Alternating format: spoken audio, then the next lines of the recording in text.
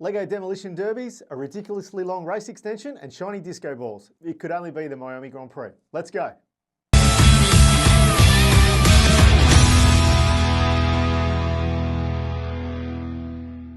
Hello everybody, Richie from C&K Motorsport here, and this is our Miami Grand Prix review. Well, what a weekend we saw in Miami. With rain around for most of the weekend, the action was plenty both on and off the track.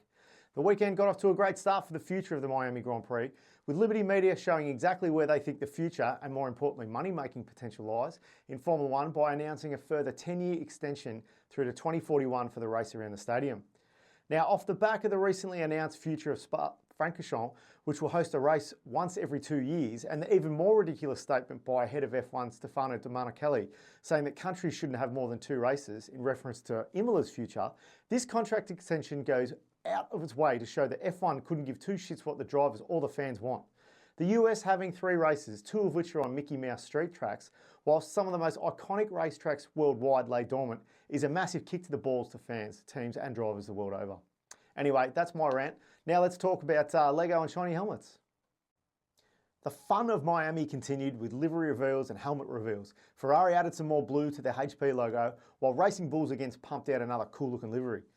Lando's disco ball helmet had everyone talking, with several other drivers rocking special lids for the Miami race. An Instagram admin's dream of a weekend before we'd even hit the track. Okay, so being a sprint weekend, there was only one practice session, which was headed by Piastri in a taste of things to come. Sprint quali was next and a future king announced his arrival. Kimi Antonelli became the youngest driver ever to grab pole on a Grand Prix weekend, edging out the McLaren duo, then Max in 4th. A fantastic effort by the rookie Italian, and surely a taste of things to come if he's given a competitive car. The sprint would see the rain arrive, and on the way to the grid on Inters, Leclerc would understeer into the wall and out of the race before it even started. Now, we won't criticise Charles for this mistake because he's the chosen one and must be protected at all costs. Poor Charles. Anyway, moving on.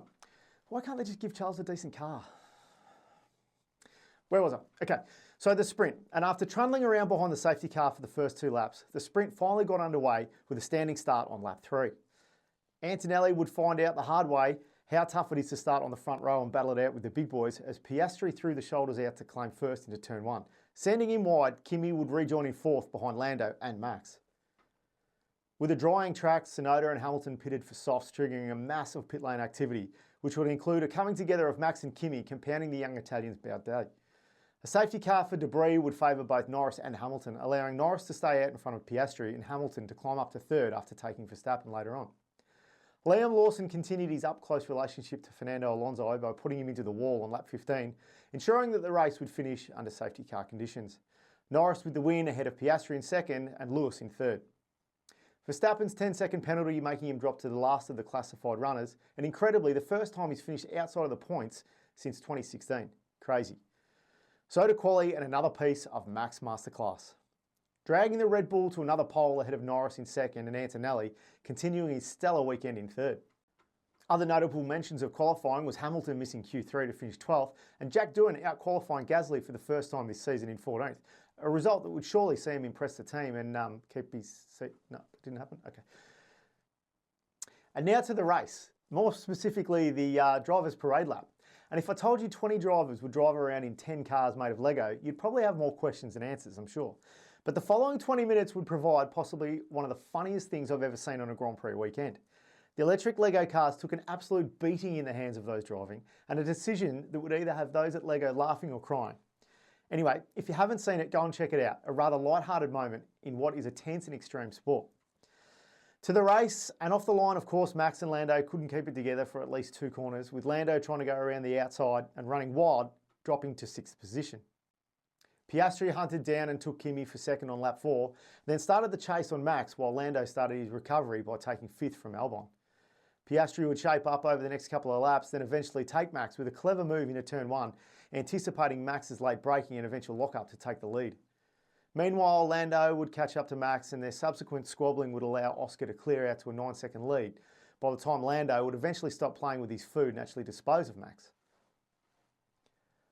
A McLaren 1-2 that would mean it's a pretty boring race from here out, but oh yeah, we forgot the Ferraris in the race.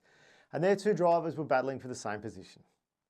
Meme after meme would then ensue, with both drivers swapping for position while the pit wall stopped for a cup of tea and a biscuit. Seriously, I love this team, but man, you make it harder and harder to passionately support you each year. So a few VSCs later and McLaren would take their second 1-2 for the year.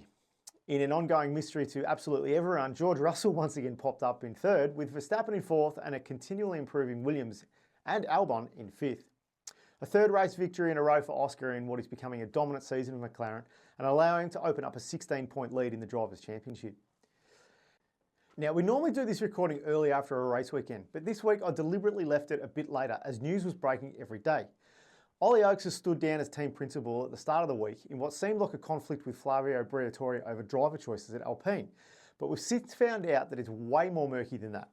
Now, I'm not going to unpack all of that here, as to be honest, most of it can't fit into a short video and it probably needs one of its own, just on that story. Stay tuned, maybe we'll do one, maybe we won't. Anyway, an underperforming Jack Doohan has been subbed out for the returning Franco Colapinto for the next 5 races, but honestly it's hard to see him return back to that seat for the rest of the season. F1 has remained fairly stable and peaceful post-COVID, but the Piranha Club's really starting to show its teeth again of late.